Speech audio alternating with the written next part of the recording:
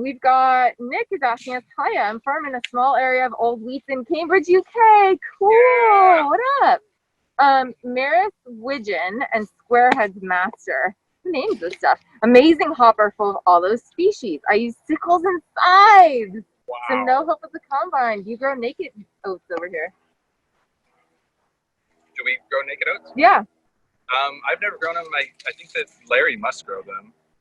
Kandarian and yeah. Los Osos? Yeah. Yes, Larry does grow them. Oh, thanks. Yeah, you're right. Thanks, Kathy. He does. My assumption is this Larry grows everything, but Larry grows a lot of cool stuff. I don't think I've ever been proven wrong. Kandarian Organic Farms. Look it up. It's pretty neat. Yeah. Cool. Okay, wait. I think there are a couple other questions. Let me check on this. Oh, hey, Alyssa. Cool. Also, about naked oats. I was so surprised to learn that naked or hulless aren't actually hulless, just easier to thresh. Is that the case?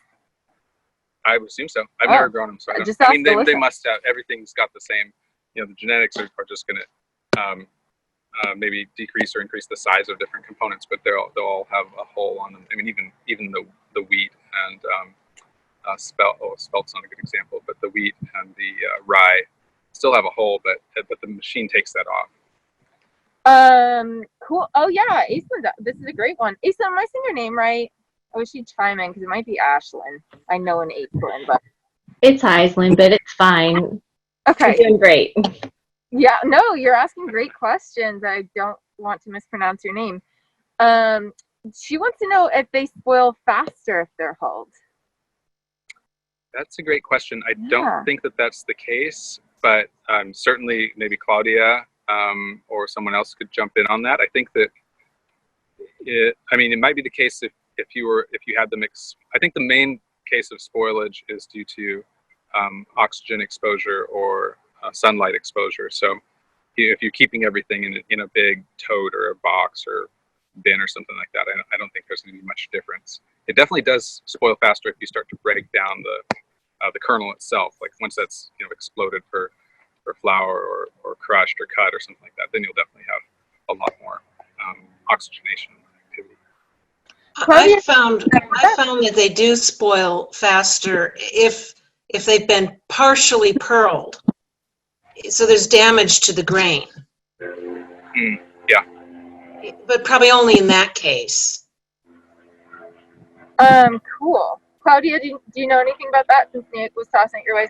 Claudia Carter, director of the California Wheat Commission, she runs a lab there, so this is maybe her alley. Yeah, hi. Well, I'm not really, I don't have a lot of knowledge on those, but I will also think that in general, moisture content will be another thing to watch out there. No, I'm sorry, I don't have a lot of knowledge. No worries, putting you on the spot.